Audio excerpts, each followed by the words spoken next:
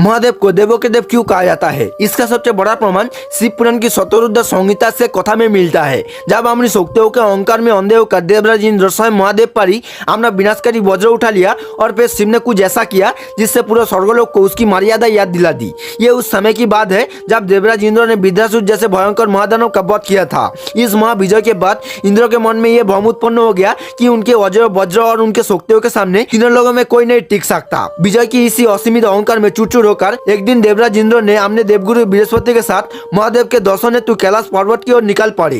कैलाश के बर्फीले मार्ग पर देवराज इंद्र अपने दिव्य वाहन ऐरावत पर पूरे गौर से सवार थे, जबकि देवगुरु बृहस्पति उनके साथ पैदल ही चल रहे थे।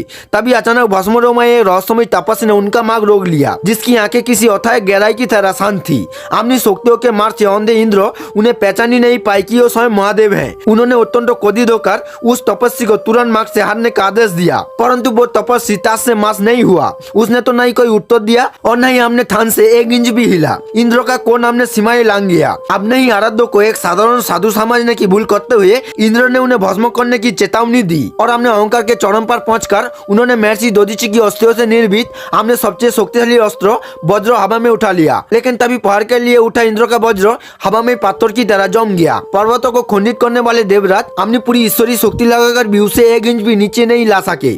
उसका शरीर शून्य पड़ गया। महादेव ने कोई भी अस्त्र नहीं उठाया। शेर उनकी शांत उपस्थिति नहीं देवराज इंद्र को पूरी तरह से बेहोश कर दिया। तभी उस तपस्वी ने शेर उठाया, त्रिकोटि टोनी और माथे पर महादेव की तीसरी आंख खुल गई। उससे निकली प्रलयंकारी ज्वाला देख लगा मानव आज पूरी सृष्टि भस्म हो जाएगी। ये विनाशकारी ताप देखते ही देवगुरु बृहस्पति समझ गए कि ये स्वयं भगवान शिव का ही रूप है। स्थिति को भयानक देख देवगुरु बृहस्पति ने तुरंत द्वंद पार होकर इंद्र की भूल के लिए क्षमा मांग ली। भक्त की प्रार्थना से महादेव शांत हुए, लेकिन तीसरी आंख की प्रलयंकारी ज्वाला अब लौट नहीं सकती थी। तब सृष्टि को बचाने के लिए शिव ने उस आंख को शीर्षागर में फेंक दिया, जिससे आगे चलकर जलंधर नामक महापराक्रमी असुर का जन्म हुआ। एक ही पल में देवराज इंद्र का सारा अहंकार अश्रु बनकर बह गया और उन्हें यह परम सत्य ज्ञात हो गया कि महादेव की इच्छा के बिना स्वर्ग का राजा भी अपना अस्त्र नहीं चला सकता। संसार को यह ज्ञान दिलाने के लिए परमेश्वर के सामने हर शक्ति और हर अहंकार तुच्छ है। महादेव के इस अत्यंत रहस्यमय और वैराग्य रूप को पुराणों में अवधूतेश्वर अवतार के नाम से जाना गया। अगर आप शिव जी के सत्य भक्त हो तो कमेंट बॉक्स में जरूर लिखे जय श्री अवधूतेश्वर महादेव।